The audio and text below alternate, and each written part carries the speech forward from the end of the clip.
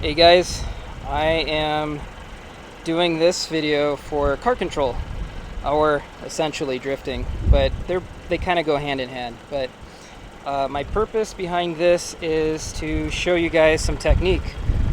So I grew up watching Initial D and watching Best Motoring, and if you haven't heard of him, Keiichi Tsuchiya, he's known as also aka Drift King.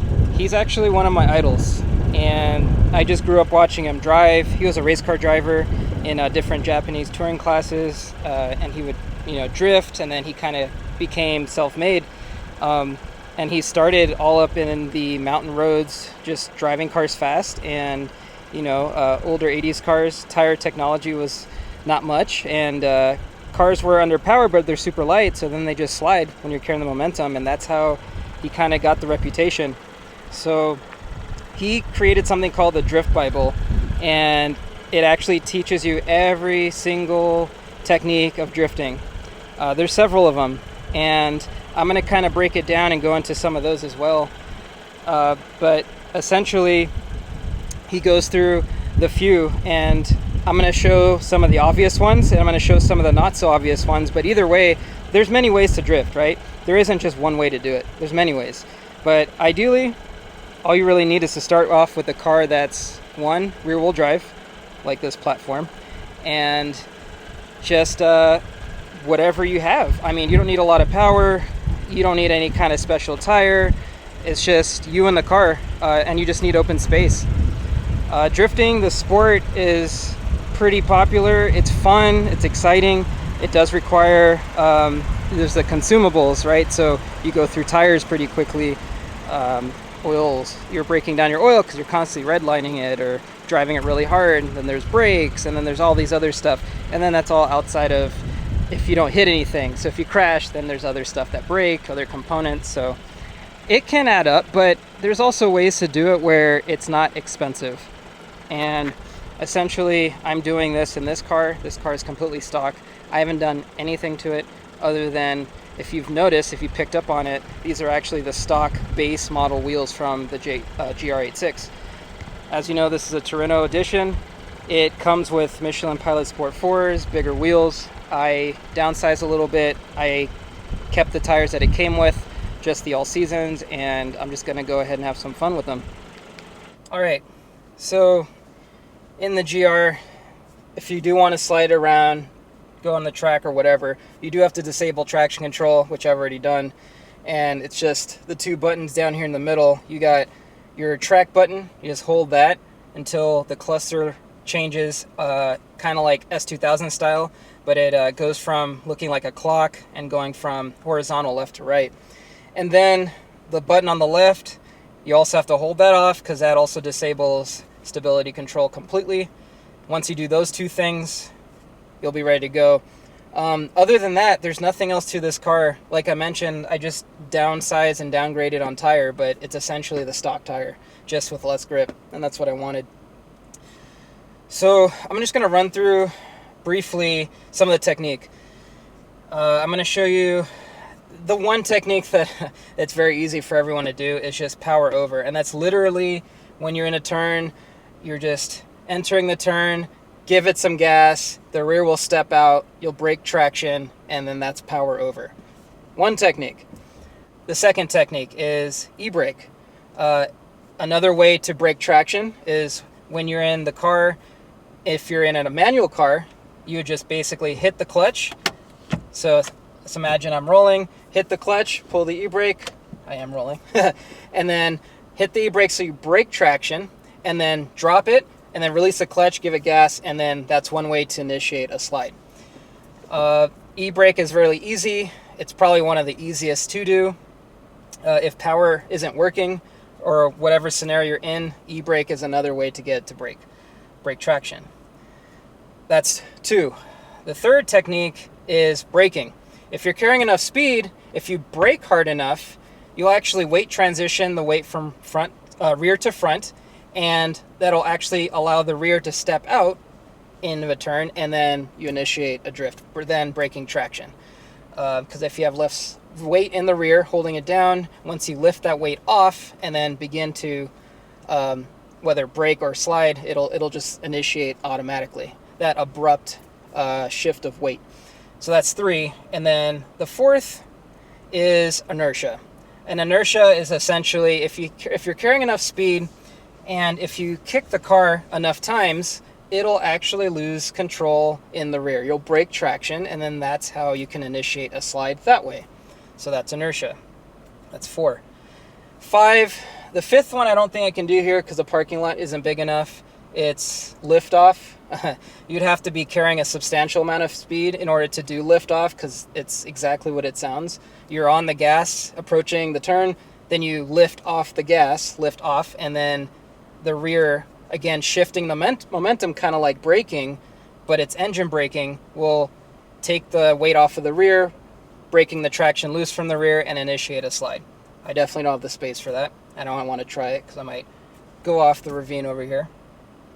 And so those are 5 of the most basic drift initiations. Then there's one more. The 6th one is shift lock. So let's just, for example, if I were in 3rd gear and I'm driving down the road and then I'm about to approach this turn and I want to break traction with the rear, shift lock, basically all that does is you hit the clutch, you shift from 3rd to 2nd because you have to go down in gear, and then release the clutch, and then that aggressive transition from one gear to the lower gear will cause the rear wheels to slow down drastically, again, breaking traction. And then you can initiate a slide that way. So those are the 6 main ways. All right, we're gonna start with just power over. And as you can see, there's a cone right over here. That's my reference point. And all I'm gonna do is just turn in, give it some gas, start turning, try to find that cone as reference. There it is. Hold that turn. Okay, try to control the gas, input steering, and there you go. That's power over. Seems pretty simple, right? Now, the next one I'm going to do is e-brake. As you saw, all I was doing was giving it gas to initiate the drift, and I just hold it. So what I'm going to do next is e-brake to initiate the slide, and then use the gas to continue on the slide.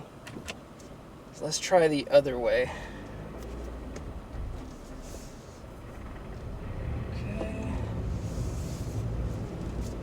Might need a little bit of space to do this. I do need a little speed to get going. So then you go, clutch in. Ah, messed up.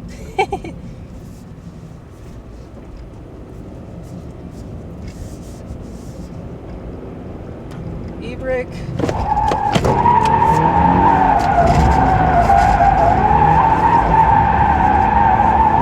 So initiate that slide, right? There you go. So you can see e-brake takes a little bit more effort. So let's try a simple 90-degree turn. So we're gonna go straight, right? Clutch in, e-brake. Okay, messed that up. But you can see how I initiated the slide. I had to hold that e-brake longer. So e-brake, 90 degrees straight, right? All right, let's try that again.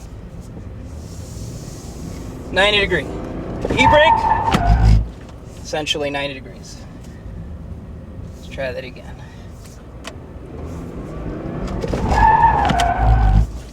$90 degrees. Okay, now let's try 180 degrees. Basically just a full circle. So I'm gonna go straight, pull the e-brake, turn.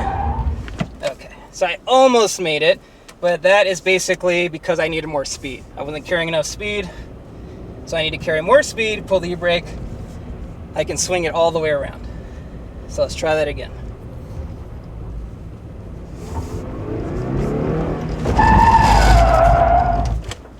$180 degrees. Just carrying a little bit more speed, but you get the gist. Let's try a right-hander. 180 degrees. So you can judge the angle based on speed, but also how long you hold that e-brake for. So let's try carrying speed, pull the e-brake, and we'll go around the cone.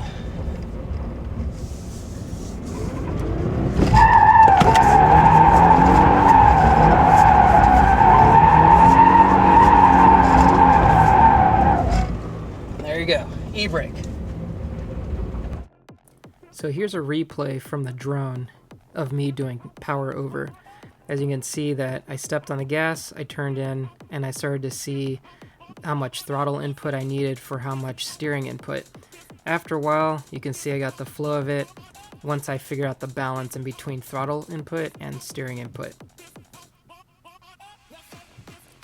Here I'm demonstrating an e-brake turn of 90 degrees, or a quarter circle. That first attempt wasn't bad. Second attempt I tried it, trying to judge how much speed I needed for how much e-brake. But this next time around, I think I got it down. There you go. And then I'm going to try the 180 degree e-brake turn, or a half circle. My first attempt wasn't enough speed, as you can see. Wasn't quite there. It was like 70% of the way there, maybe 75. And then this time around, once I straighten out the car, I'm gonna give it some gas, pick up more speed, and then when I hit the clutch in, pull that e-brake, it spins around. And here's a final go at initiating the drift with an e-brake, and then holding it with throttle. And by this time, I knew how much throttle input and steering input I needed.